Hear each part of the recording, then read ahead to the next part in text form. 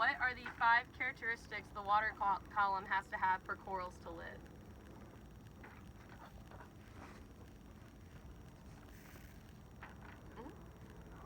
Water temperature, water movement, salinity, clarity/depth, and then the current base.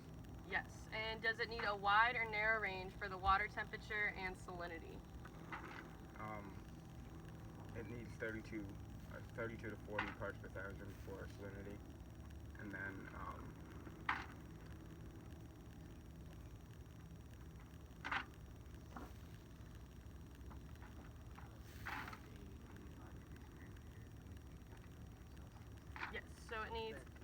it needs a pretty narrow range for temperature and salinity, as well as pH, which isn't on here. The pH has to do with the ocean acidification, like I just said.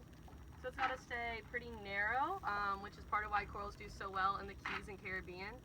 It's pretty hot here, it's pretty warm here year round, so the water stays pretty warm.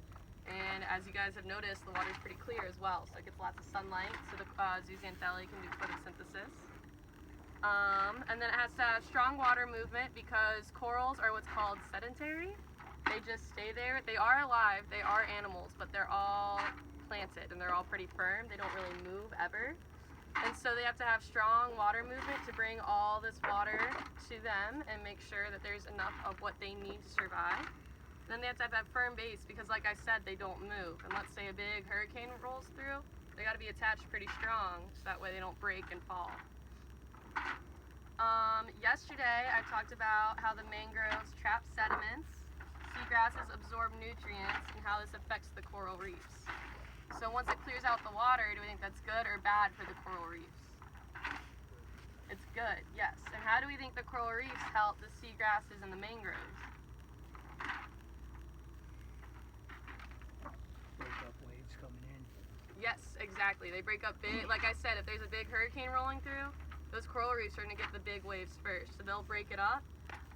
It won't be as bad when it reaches the seagrasses and mangroves, and that's why a lot of boat captains like to keep their boats near the mangroves during a hurricane, because a lot of the wave energy is already broken up.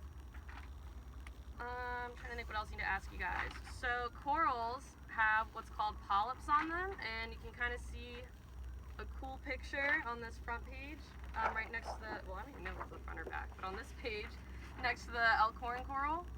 So soft corals and hard corals have different amounts of arms or tentacles on their polyps. They either have 6 or 8.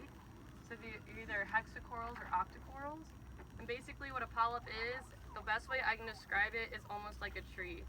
So you got your base, which are my arms, and then you have the tentacles at the top, which are my fingers, and then they bring in the nutrients from the water column, and the neck is like their throat. So they bring it in, and that's how they eat.